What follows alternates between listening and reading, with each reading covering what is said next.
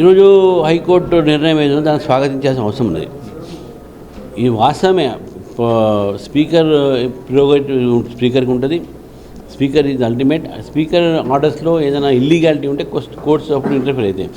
కానీ స్పీకర్ని ఇంటర్ఫియర్ కావడానికి వీలు లేదనేది ఉన్నప్పుడు కూడా మన రాష్ట్రంలో జరుగుతున్నటువంటి ఒక రాజకీయ ఏదైతే నేపథ్యం ఉందో దానికి హైకోర్టు ఈరోజు దానికి వారు స్పందించడం జరిగిందని స్పష్టంగా మనకు కనబడతాను. ఒక వ్యక్తి ఒక పార్టీలో గెలిచి మరి ఇంకో పార్టీ మీద పార్లమెంట్ పోటీ చేసి వితిన్ 3-4 months ఇక్కడ రిజైన్ చేయకుండా ఇక్కడ కంటిన్యూ అయ్యదు, అక్కడ ఓడిపోతే ఇప్పుడు ఇక్కడ కంటిన్యూ అయ్యదు, ఏ విధంగా దీన్ని చూడాల్సిన అవసరం ఉన్నది? దీని మీద సుమోటో స్పీకర్ గారు యాక్షన్ తీసుకోవాలి. మరి అటువంటిప్పుడు కోర్టుకు దృష్టికి తీసుకువచ్చినా కూడా స్పీకర్కు మొదటి అధికారం ఉంది దాని మీద, కాబట్టి కోర్టు ఏం చేయలేని పరిస్థితి ఉంది. దాని తర్వాత అనేక మంది ఎమ్మెల్యేలను ఈరోజు తీసుకుపోవడం జరిగింది కాంగ్రెస్ పార్టీ. ఇదే కాంగ్రెస్ పార్టీ ఆ రోజు బీఆర్ఎస్ పార్టీ ఎమ్మెల్యేలు కొనుగోలు చేస్తుంటే ఎమ్మెల్యేలని మార్పిస్తూ ఉంటే వాళ్ళు మొత్తం లెజిస్లేటివ్ పార్టీని మార్చి చేసినప్పుడు ఎందుకు మాట్లాడలేదు? ఇదే బీఆర్ఎస్ పార్టీ ఆ రోజు స్పీకర్ వాళ్ళ స్పీకర్ 5 సంవత్సరాల దాకా ఏ నిర్ణయం తీసుకోలేదు పార్టీ ఫిరాయింపు. ద్వంద్వ రెండు బీఆర్ఎస్ కాంగ్రెస్ పార్టీ వాళ్ళు మాత్రం నిర్ణయం తీసుకోకుండా కోర్టుకు పోతే కోర్టు ఒక ఇచ్చినటువంటి తీర్పును కూడా వాళ్ళు ధిక్కరిస్తున్నారు.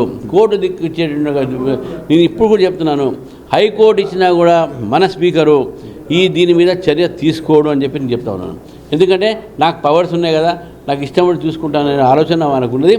గతంలో కూడా బీఆర్ఎస్ పార్టీ ఉన్నప్పుడు స్పీకర్ అట్నే చేశారు, చైర్మన్ కూడా అట్నే చేశారు మన లెజిస్లేటివ్ కౌన్సిల్లో. ఇప్పుడు కూడా ఇక్కడ కూడా అదే జరుగుతుందని చెప్పేసి నేను భావిస్తున్నాను. సో ఇదే నేపథ్యంలో బీఆర్ఎస్ వాళ్ళ మీద ఒక ప్రచారం చేస్తున్నారు. పక్క రాష్ట్రాల్లో కూడా ఇలాంటి నిర్ణయం జరిగింది, కోర్టులు అనర్హత కూడా వేశాయి. సో ఇక్కడ తెలంగాణలో కూడా అనర్హతకు అవకాశం ఉంది, త్వరలో ఉప ఎన్నికలు రాబోతున్నాయని ఒక ప్రచారం చేస్తున్నారు. టెక్నికల్గా ఇది నిజమే? టెక్నికల్ దాంట్లో ఎటువంటి అంటే స్పీకర్ నిర్ణయం అయిన తర్వాత కోర్టు ఇంటర్ఫీర్ అయినాయి. మిగతా కర్ణాటక విషయంలో కానీ, మహారాష్ట్ర విషయంలో కానీ, పాండిచేరి విషయంలో కానీ స్పీకర్ నిర్ణయం తర్వాత కోర్టులు ఇచ్చినటువంటి తీర్పు. ఇక్కడ ఇంకా స్పీకర్ తీర్పు ఇవ్వలే. స్పీకర్ తీర్పు ఇచ్చిన తర్వాత మళ్ళీ కోర్టు పోవచ్చు. కానీ ఇక్కడ స్పీకర్ ఎందుకు నిర్ణయం తీసుకోవట్లేదు? 3 నెలలు 4 నెలలు అయింది మీకు వారు పార్టీలు మారి మీరు ఎందుకు తీసుకోవట్లేదు? 8 నెలలు అవుతుంది కొంతమంది అయితే. ఎందుకు మీరు పార్టీ యాక్షన్ తీసుకోవట్లేదు? దాని మీద ఒక ఎమ్మెల్యే కోర్టుకు పోతే ఆ కోర్టులో ఉన్నటువంటి ఒక తీర్పు ఏది ఉందో ఆ తీర్పుని మేము స్వాగతిస్తూ ఉన్నాం.